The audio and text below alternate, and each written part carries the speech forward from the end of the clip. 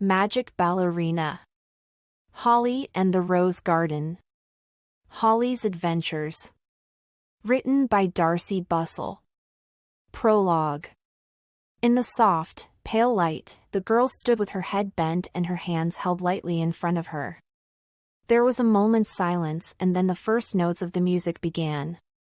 For as long as the girl could remember, music had seemed to tell her of another world, a magical, exciting world that lay far, far away. She always felt if she could just close her eyes and lose herself, then she would get there. Maybe this time.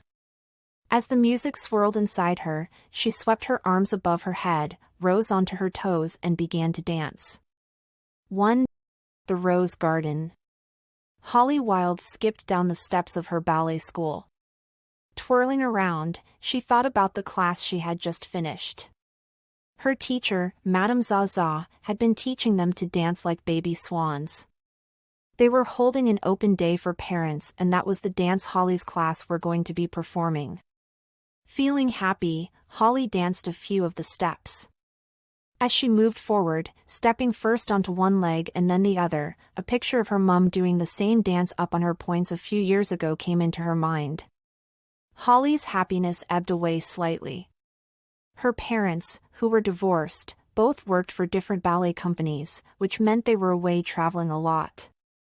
Holly had come to live with her aunt and uncle. It had been hard at first, but it had helped that an amazing thing had happened to her. She'd been given a pair of red ballet shoes that were magic. They had the power to whisk her away to Enchantia, a land where characters from all the different ballets lived. It was wonderful to have magic in her life, but it didn't stop Holly missing her mom and dad. Before she had come to live with her aunt and uncle, she and her mom had traveled everywhere together. Holly sighed as she walked through the ballet school gates. She couldn't help wishing that she was going home to show her mom the steps she was learning for the open day. A car drew up. It was Holly's aunt. "Hi, Holly," she said and smiled. "Hi," Holly replied, opening the door. "There's a nice surprise waiting for you at home," her aunt said. "Your costume for the open day has arrived." Holly brightened up. "Oh, wow." She couldn't wait to get back. As soon as they got home, Holly hurried inside. On the kitchen table was a white tutu and a white headdress made of gorgeous feathers. She picked it up and ran upstairs. After changing into the costume, she got her red ballet shoes out of her bag and put them on. Walking over to the mirror, a sigh of delight escaped her. The costume was so beautiful. Holly touched the net of the tutu. Her arms crossed in front of her, she did an experimental plie and then moved with small light steps to the side. Catching sight of herself in the mirror, she paused. "Oh, Mom," she thought, "if you were here with me, we could dance together and practice like we used to." A wave of loneliness swept over her, but then Holly was distracted by a tingling in her feet. Glancing down, she saw that her shoes were glowing. "The magic's working," she realized, feeling a thrill of excitement. "I must be going to Enchantia again." She started to spin round and round, and the next second she was whirled away in a cloud of glittering colors. Holly's feet touched down on solid ground, and as the magical haze cleared, she saw that she was standing in a beautiful garden. There were roses everywhere, white ones, red ones, pink ones. Holly looked about her. Where was she? And where was her friend the white cat? He was usually there to meet her whenever she arrived in Enchantia. But just at that moment, Holly heard a loud shrieking cry. Hello?" Holly called warily. There was another loud shriek, and out from behind a bush strode a peacock. His body was bright blue and he had golden eyes. On his head was a crest that looked almost like a little crown. His long tail of feathers trailed on the ground after him. Seeing Holly, he stared. Holly stepped backwards uncertainly. The bird's beak looked very sharp and he had sharp claws on his feet too. He looked her up and down intently, and then his eyes seemed suddenly to glitter with approval. Well, hello there. His tail feathers rose and snapped open like an enormous fan. And who might you be, my pretty little one? I'm Holly, she stammered. The peacock stalked towards her. Do you come here often? Holly said. Well. No tail, but what fabulous feathers you have, the peacock interrupted, examining her feathery headdress. I like them. Feathers. Holly's hand flew to her head as she realized that they must be confusing him into thinking she was a bird. Oh, but they're not real. I'm a girl, you see, not a dash, the peacock cawed with delight. And I am a boy. We shall be married. Married! Holly exclaimed. But we can't be. No. No? The peacock chuckled. Of course we must, my sweetest swanling. He lifted a claw and wagged it at her. No one, but no one, would ever say no to Peregrine the peacock. Pulling a golden hand mirror out from under his wing, he admired himself. Am I not the most handsome, most sophisticated, and most perfectly perfect peacock you have ever seen in the whole of Enchantia? Looking at himself smugly, he blew himself a small kiss before tucking the mirror away and turning back to Holly. You and I are the perfect match, even if you don't have a tail. We shall live here, strolling through the roses, pecking at the insects, sharing the juicy worms. Together forever. He ran a claw through his crest and fixed her with an expectant look. Well, what do you say? Holly backed away. Look, I'm really very sorry, but you've got it wrong, I can't marry you. I'm not a dash. A massive roar from behind her drowned out her words. Beauty! You're back! Peregrine screeched in alarm and Holly swung round. Behind her there was a huge man, with the head and shoulders of a giant beast. The beast's monstrous face was full of hope, but as she looked at him, his expression changed to one of anguish. No, he growled despairingly. You are not my beauty. Holly stood, petrified with fear. Trespasser, the beast roared. He marched down the slope and, picking her up as easily as if she was a doll, threw her over his shoulder. Holly heard the peacock screech again. My love! Peregrine will save you! He flew at the beast, but as he did so, the beast muttered a word. For a moment, Holly thought she saw a flash of white fur behind the peacock, but then, in a swirl of light, she and the beast were whisked away. 2. In the castle. Holly was dropped with a thud onto a hard floor. The beast who had whisked her away was standing before her, his lion-like face furious. She scrambled to her feet. She was in a bedroom. There were big windows with stone windowsills, a blue rug and a pretty patchwork quilt on the bed. How dare you trespass in my garden, child, the beast roared. You will stay here until you have learned your lesson. Walking out, he slammed the door and turned the key in the lock. Holly took a trembling breath. She'd had some strange adventures in Enchantia, but this seemed the strangest of the lot. First the love-struck peacock and now being locked in this room by a beast. What was going on? She stared at the door, remembering the beast's shout in the garden when he'd first seen her. Beauty, he'd said. Holly's forehead furrowed. Could he be from the story of Beauty and the Beast? She'd watched the DVD lots when she was little and she knew there was a ballet of it too. If he is the Beast from Beauty and the Beast, then he isn't really bad, she comforted herself. By thinking. When she looked out of the window, she could see she was in a castle. The room was in one of the towers and beneath her were roofs and turrets. From her viewpoint, she could see the gardens. Being so high up made her feel a bit wobbly, but as she started to move away from the window, she heard her name being called. Holly! She gasped. The white cat was climbing over one of the small roofs below, looking up at her. As usual, he was wearing his golden waistcoat and had his hat on his head. Cat, cried Holly, her heart leaping. The white cat waved anxiously. Oh, my glittering whiskers! I am glad to have found you. Hang on. I'll be with you in 2 shakes of a mouse's tail, I hope. His voice shook nervously. Be careful! Holly cried. She knew he didn't like heights any more than she did. Holly watched with her heart in her mouth as her friend jumped onto a small ledge and started to climb rapidly up the tower. Reaching the window ledge, he scrambled over and landed in a heap on the floor. Phew, he said, taking a deep, shaky breath. Holly rushed to help him up. But the white cat was already leaping to his feet. Now he was inside, his fear seemed to have vanished. He spun round and jumped into the air, his arms above his head, his legs thrown back. On landing, he held out his front paw to Holly.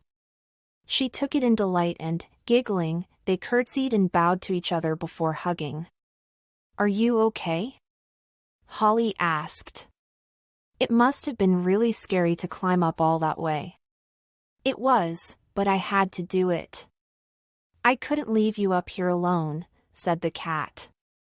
Oh, my shimmering tail, are you all right, Holly? You must have been terrified when the beast grabbed you like that. I arrived in the rose garden just as he whisked you away. It was scary, Holly admitted. Is he the beast from Beauty and the Beast? The very same, the white cat told her. Poor creature. He's having a hard time. Please forgive him for scaring you. Come and sit down and I'll tell you what's been going on. They sat down on the bed together. So, you know the story of Beauty and the Beast? The cat asked. Holly nodded. Beauty's father is traveling home from market and he stops and picks a rose from a garden because Beauty's asked for one, and the Beast, who is really an enchanted prince, sees him and gets angry. He only lets Beauty's father go because he promises that he will send his youngest daughter to stay with the Beast. Exactly so, declared the white cat. Beauty comes to the castle and the Beast falls in love with her. She seems to have fallen in love with him too, so we thought it would only be a matter of time before the enchantment on the prince would be broken. They were getting on brilliantly but then Beauty's father gets ill and she gets called to go back home. Holly interrupted, remembering the story. Yes, that's exactly where we're at, said the white cat. Beauty hasn't returned to the Beast like she said she would and he is really unhappy. He's decided that she doesn't love him after all. That's why he's in such a miserable mood. Can't someone just go to her father's and tell Beauty how much the Beast is missing her? Holly suggested. That's the problem, said the white cat. Beauty never got to her father's. When she left the castle, she just disappeared. I've been trying to use my magic to see where she is now, but it isn't working. He looked anxious. If I can't use my magic to see her, it must mean she's been captured by someone using strong powers to stop us from finding her. Wherever she is, we have to find her and bring her back. The longer the Beast is away from Beauty, the more his heart breaks. He could even die. What can I do to help? Said Holly quickly. Maybe I could try to find Beauty? The cat shook his head. The king has sent people out all over the land to do that. What would be a help is if you could keep the Beast busy until Beauty comes back. Talk to him, amuse him, take his mind off her if you can. Holly wasn't sure she liked the thought of looking after the Beast, but if that's what the white cat needed her to do, then so be it. Of course, she said. Thank you. The white cat hugged her. Just don't tell the Beast that Beauty has been taken away by someone wicked. He thinks she's still at her father's. We're all worried that if the beast learns that someone has captured Beauty, he might get so cross, he'll go on the rampage and hurt himself or others. The white cat went to the window. I'll climb down and explain to the beast who you are, then I'm sure he'll let you out. He took a deep breath. Okay, here I go. See you soon. Bye. Holly stared for a moment at the space where he had been. Worry flickered through her at the thought of looking after the beast. Oh, goodness, she thought. What have I let myself in for? 3. A crazy castle. It could only have been a matter of 10 minutes later when Holly heard a key turning in the door and the beast and the white cat came in. Holly swallowed. Even though she now knew the beast was friendly, he still looked pretty scary. His voice rumbled out. I am sorry, Holly. She could see the unhappiness in his dark eyes. I should not have locked you in here. The white cat has told me who you are. It's okay. Holly felt almost shy for once, which was quite unlike her. You must be missing Beauty a lot. The beast nodded heavily. I'm sure she'll be back soon, said Holly, trying to be as bright as she could. And while you're waiting, I can keep you company. I must be off, said the white cat, giving Holly a meaningful look. I have business to attend to. But before I go, the servants are preparing lunch for us. Shall we go down? Oh, yes. Holly said eagerly. She followed the white cat and the beast out of the bedroom and down the wide sweeping staircase. To her astonishment, she saw plates of cold meats and bowls of fruit moving through the air, as if by magic. Holly stared as a basket of bread whisked by. The food is flying about. The white cat saw her face. Oh, sorry, Holly, I should have explained. When the beast was enchanted, all his servants turned invisible. Looking round in wonder, Holly followed the white cat towards the dining room, where a delicious feast had been laid out on the table. Chairs moved as they approached and were pushed in by invisible hands as they sat down. The fruit punch poured itself into her glass and food started moving down the table towards her. You'll get used to it in the end, the white cat grinned, starting to tuck in. The beast didn't seem to want to eat anything. He just paced up and down by the fireplace. Music, the white cat cried. A selection of instruments jumped into the air and began to play a lively polka. All around Holly, objects suddenly lifted up brooms and mops, chairs and small tables. They all twirled around the room, held by the invisible servants, who were using them as partners so the beast could watch the dancing. It was the strangest thing Holly had ever seen, but she loved it. Her feet started to tap. Come on, said the white cat. Grabbing her hands, he pulled her into the dance. Holly glanced over at the beast.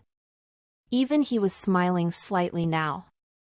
At last, Holly and the white cat collapsed at the table again. They had ice cream for dessert and then it was time for her friend to leave. Bye, cat, said Holly, hugging him on the steps of the castle. Take care of the beast, he whispered into her ears. I will, she promised. The white cat swept into an elegant bow. Goodbye, Your Highness, he said to the beast. Beauty will be back soon. I have no doubt about it. He twirled his tail about him in a circle, silver sparks shot into the air and suddenly he was gone. Holly looked at the empty air. She hoped he'd come back soon, but now she had a job to do too. Fixing a smile on her face, she turned to the beast.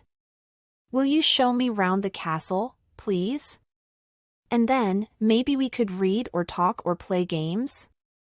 As you wish, the beast said and, with a sigh, he turned and led the way inside.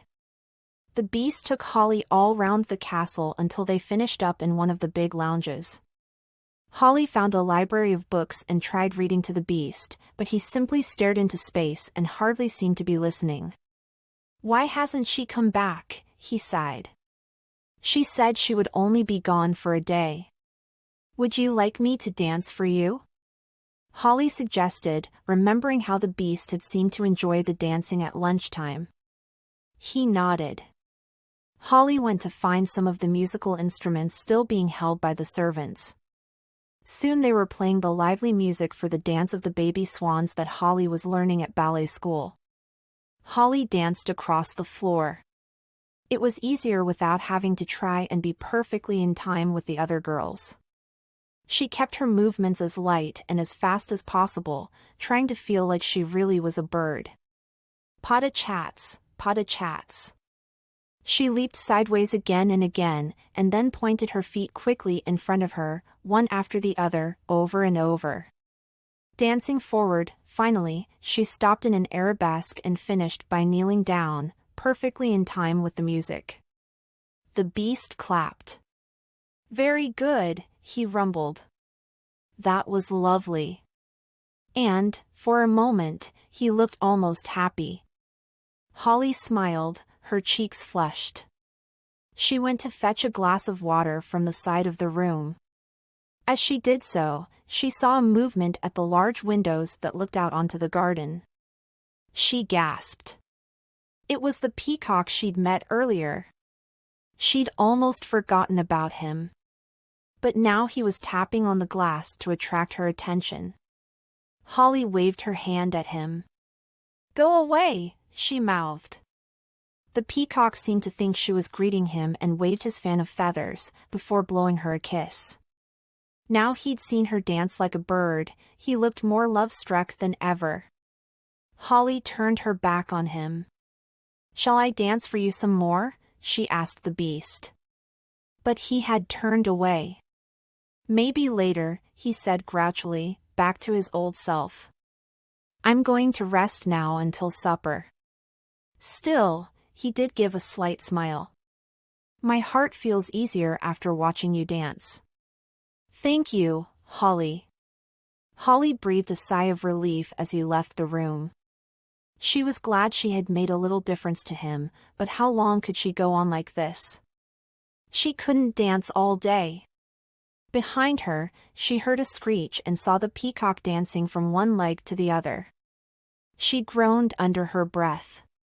If it wasn't enough that she had to keep the beast amused, she also seemed to have attracted the attentions of a mad peacock. Oh, white cat, she thought. I hope you come back soon. 4. The Magic Mirror. All that evening, Holly entertained the beast. She danced and talked and read. It was exhausting, and she was very glad when he decided to go to bed and she was able to turn in for the night too. She snuggled down under the patchwork quilt. Outside, she was sure she heard the peacock screech. He'd been walking round the castle gardens all day, and whenever she came to a window, he dashed forward eagerly. I'd better talk to him in the morning, Holly decided. I really do need to convince him that I'm not actually a bird. The next day, the beast's mood didn't seem to have improved. As he sat down despondently at the breakfast table, he sighed and pushed his bacon and eggs around his plate, not trying even a mouthful. I dreamed that Beauty was here this morning, he said mournfully. But she still hasn't come back. She's probably just staying with her father a little longer, said Holly as she crossed her fingers under the table. The beast's head drooped. Or maybe she's just forgotten me. Oh, if only I had the magic mirror. The person holding it can see whoever they love, wherever they are in it, but Beauty took it with her. Holly felt very glad the beast didn't have this magic mirror, or he would soon realize that Beauty wasn't at her father's after all. Quickly, she changed the subject. Will you take me out into the garden after breakfast? She asked the beast. I'd love to see around the grounds. The beast nodded. Very well. When Holly had finished breakfast, they walked out into the sunny gardens. Almost immediately there was a loud screech of delight and the peacock stepped out from behind a bush. "Good morrow, my sweetest songbird," he exclaimed.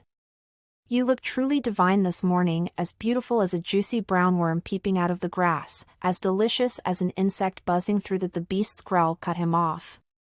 "Be quiet, peacock, and go away." "Such coarseness!" The peacock looked haughty. He turned his back on the beast. "Tarry here no longer, my sugar swan," he said to Holly. "Flutter your feathers. Let us fly away together. What do you say?" "Go away," the beast repeated through gritted teeth. The peacock opened his mouth. "Now," the beast roared in an enormous voice. Even the peacock didn't dare to disobey this time.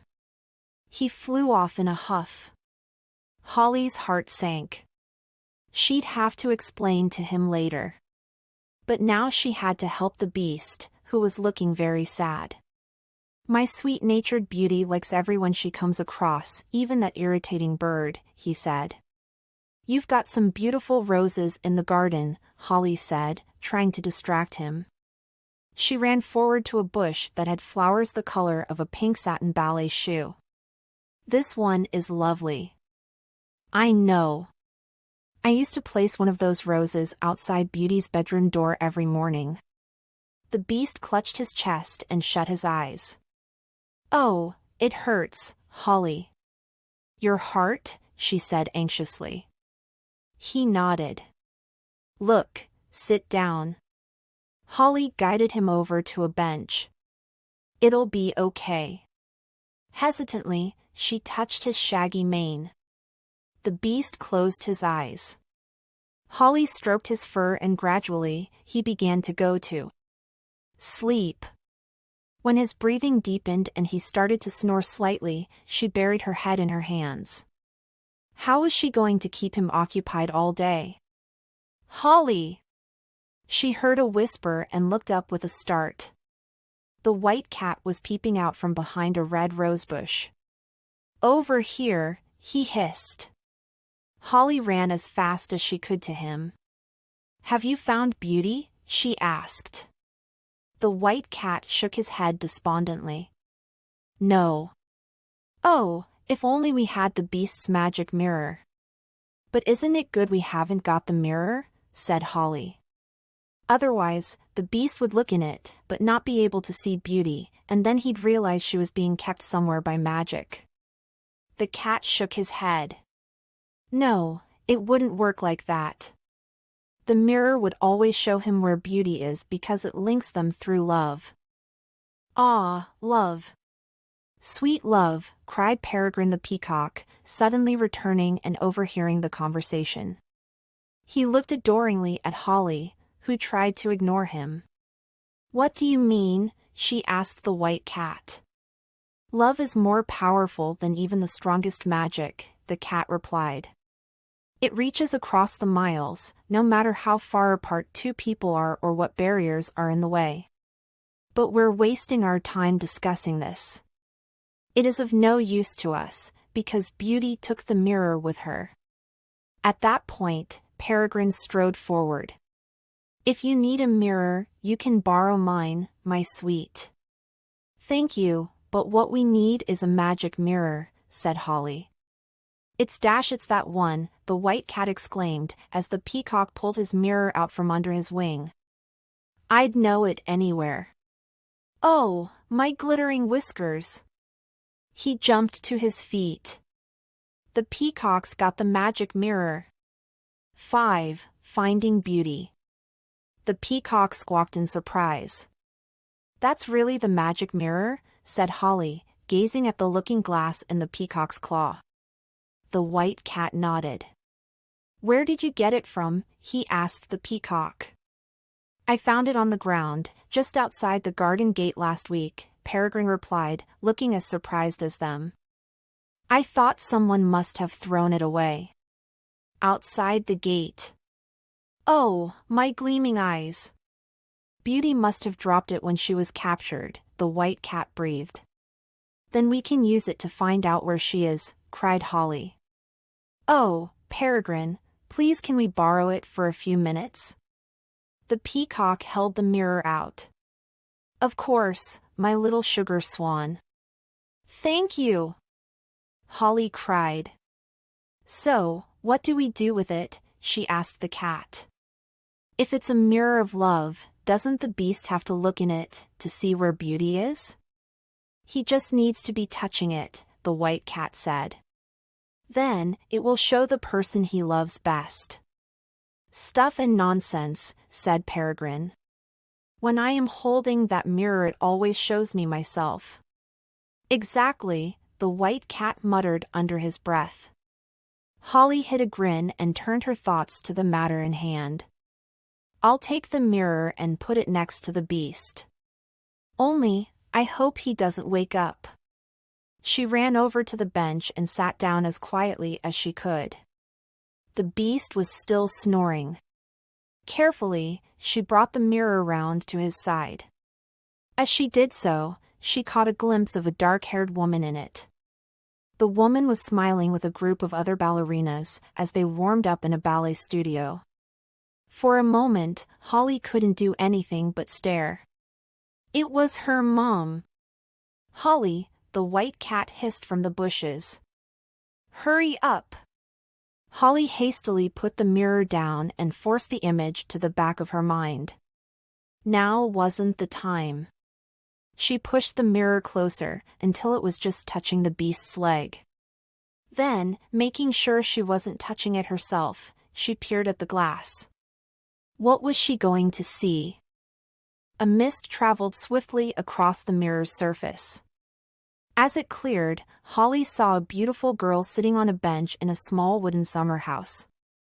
She had her hands wrapped around her knees and she was crying. In the corner of the mirror, Holly could see something white and feathery, but she couldn't quite make out what it was.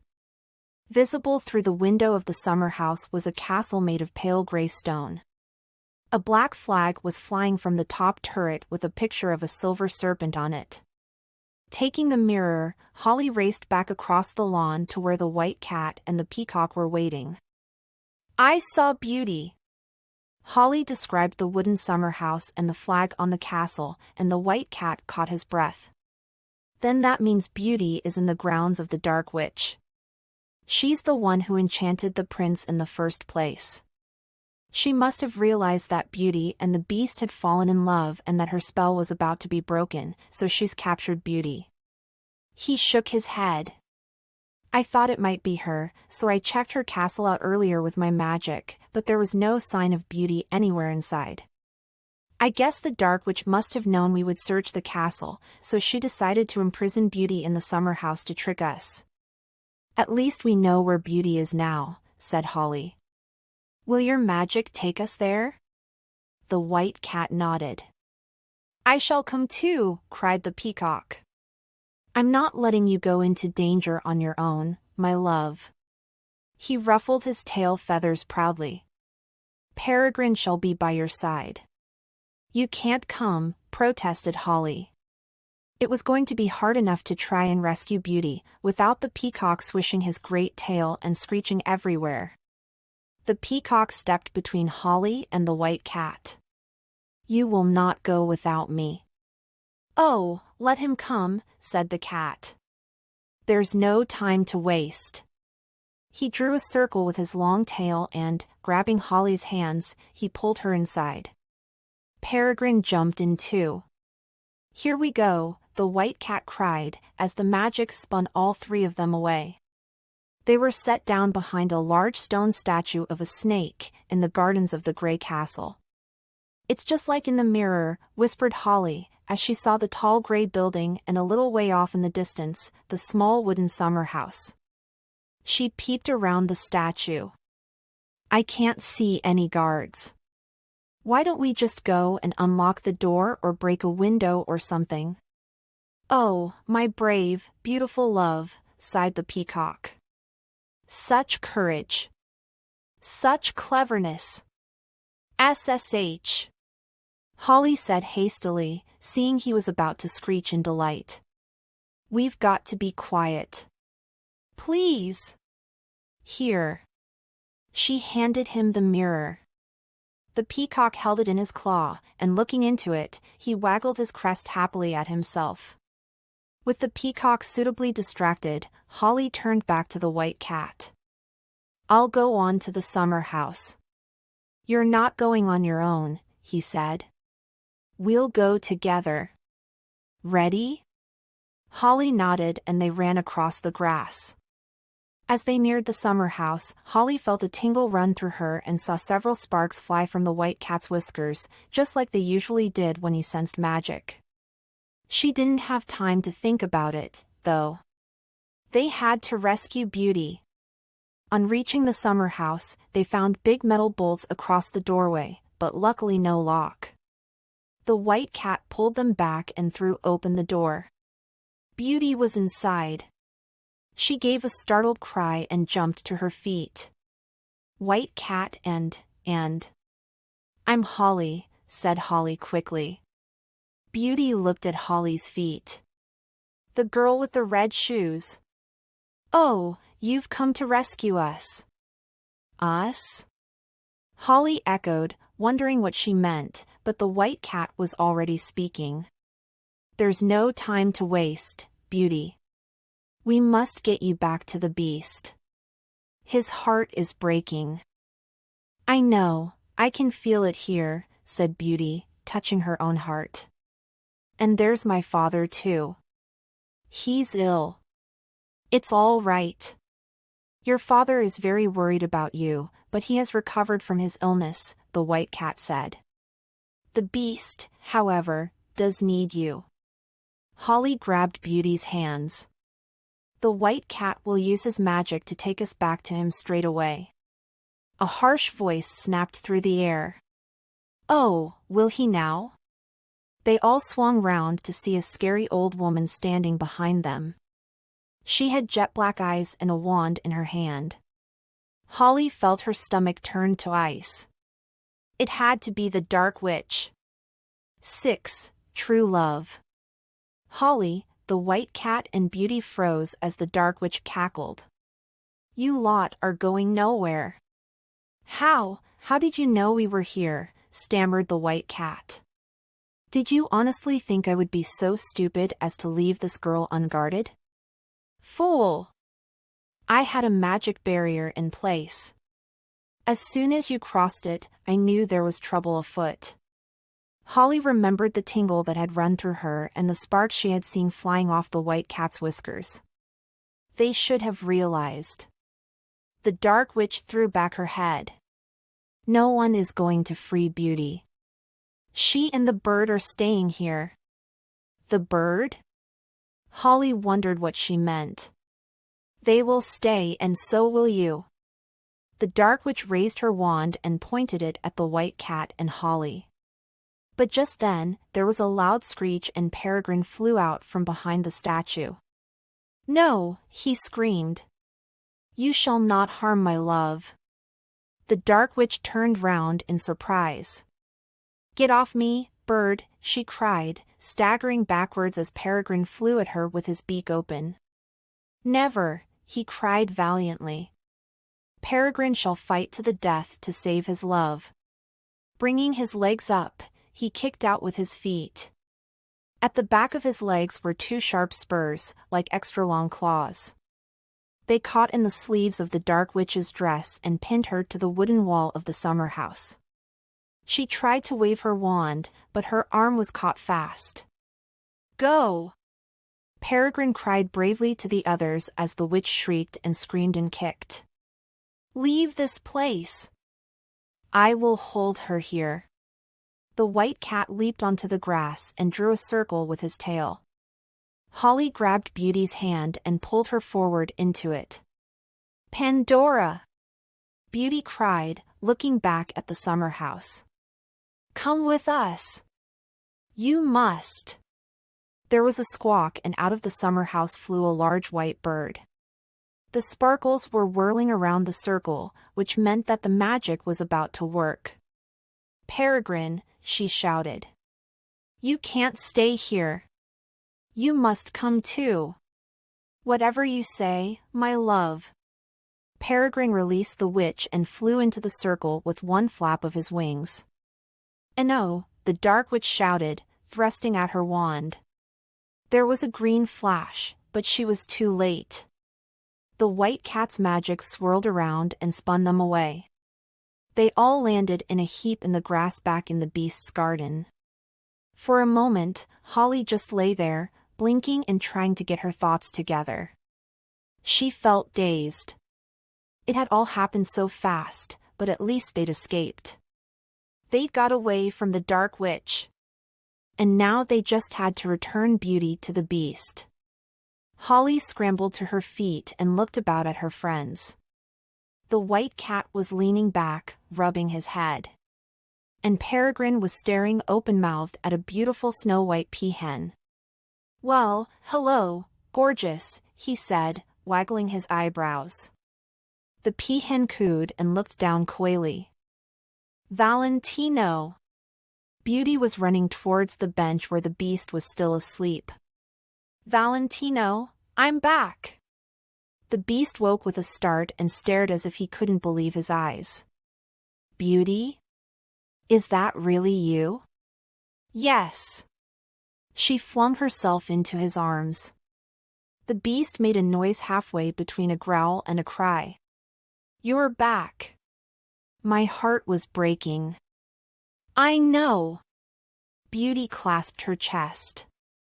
"I could feel it here. I could feel it because I love you so much." There was a silver flash of magic. Holly gasped and the white cat cried out as suddenly the beast was no longer a beast, but a man. He was tall and very good-looking with blonde hair. He swept Beauty into his arms. "And I love you too." "Oh, wow," Holly said faintly, slowly getting to her feet. The white cat put his arm round her shoulders. "We did it," he said in relief. "We got Beauty back and broke the enchantment." "We didn't do that bit," said Holly, looking at the prince and Beauty who were sharing a kiss. She smiled. "They did that themselves. And it looks as if they aren't the only ones who have found love," commented the white cat, grinning at Holly. "I think your place in Peregrine's heart has been taken." Holly looked round to see Peregrine and the white peahen, Pandora, staring at each other adoringly. Peregrine's tail fanned out and he rustled his feathers. Pandora clucked and looked very impressed. "Who is she?" Holly asked. "And what was she doing in the summer house?" Beauty overheard. She came over, hand in hand with the prince. "Pandora landed in the dark witch's garden while I was trapped there. The dark witch caught her and locked her up with me. She had been planning to parade her at the celebration feast she was going to have when Valentino's heart was finally broken." Beauty squeezed the prince's hand. "Luckily, that didn't happen." "Thanks to you both," the prince said to Holly and the white cat. "I will always be indebted to you for bringing back my beauty and saving me." Holly smiled. "I'm glad we could help." "My beautiful love," Peregrine cawed to Pandora. "Let me give you a gift. The most precious thing I own. I used to look in my mirror to gaze on my own face, but now I have you to gaze on and I have no need of it anymore." He held the mirror out. Holly caught sight of the reflection and saw the image of Pandora in there. She smiled. Maybe Peregrine really had found true love at last. "Thank you, my love," Pandora clucked. As she took the mirror in her own claw, an image of Peregrine formed in it. Holly and the white cat exchanged happy looks. The prince turned to Beauty. "Through all my days as a lumbering beast, I wanted so much to dance with you properly. Let us dance now." He strode to the castle. "Music," he called. The servants, who were no longer invisible, all came streaming out, young and old, laughing and chattering. In no time at all, the musicians were playing a beautiful waltz. Holly watched as the prince gathered Beauty in his arms and they danced around the garden, their eyes never leaving each other.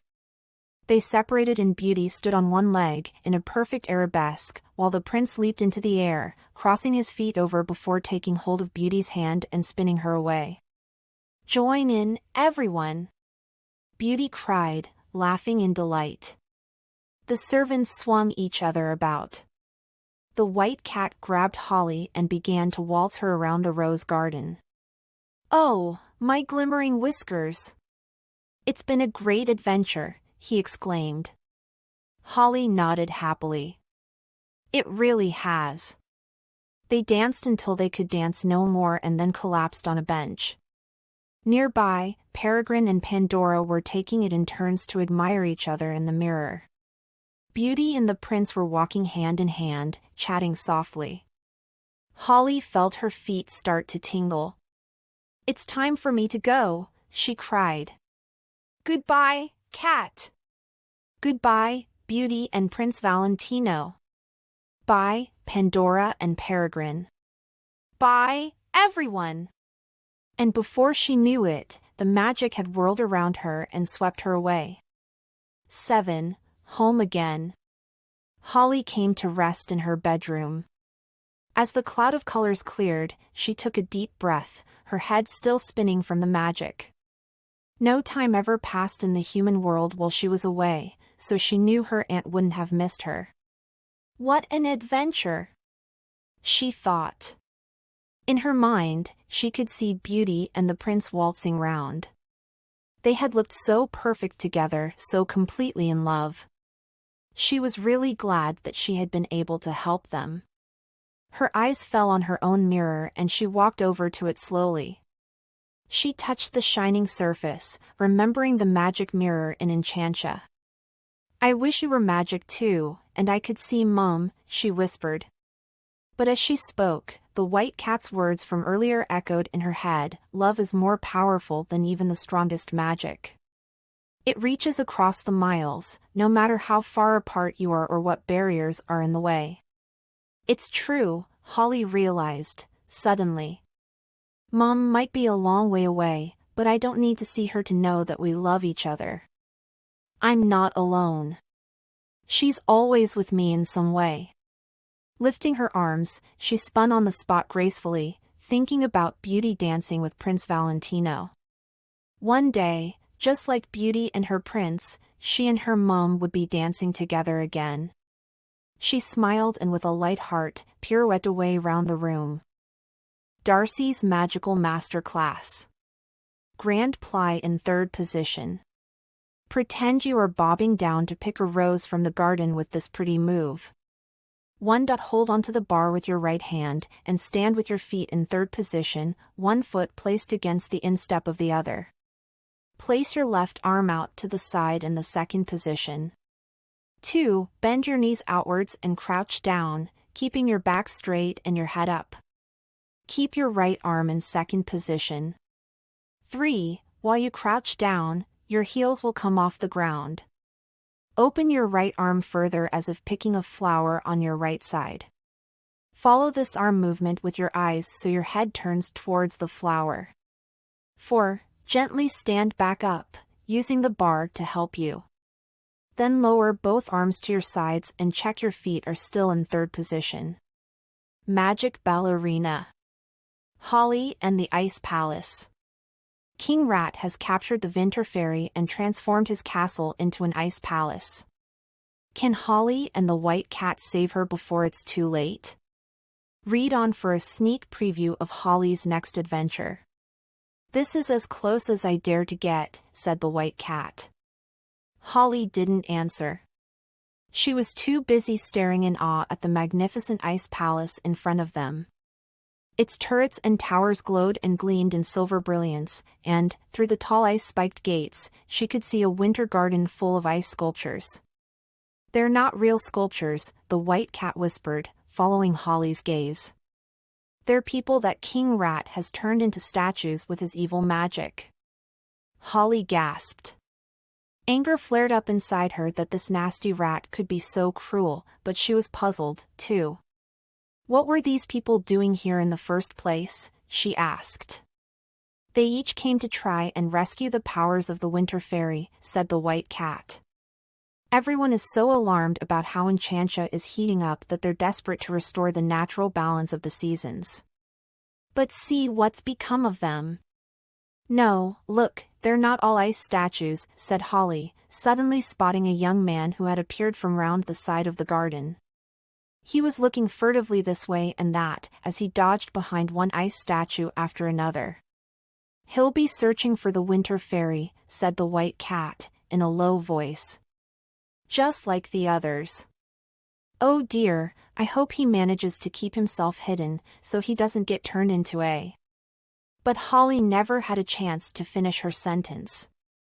Instead, she gasped because the man was halfway between two statues when the front door of the palace was suddenly flung open, and there stood King Rat himself. His beady red eyes stared out from beneath gray bushy eyebrows. Whiskers sprouted from all over his face. And on his head perched a tall golden crown, which Holly thought looked ridiculous.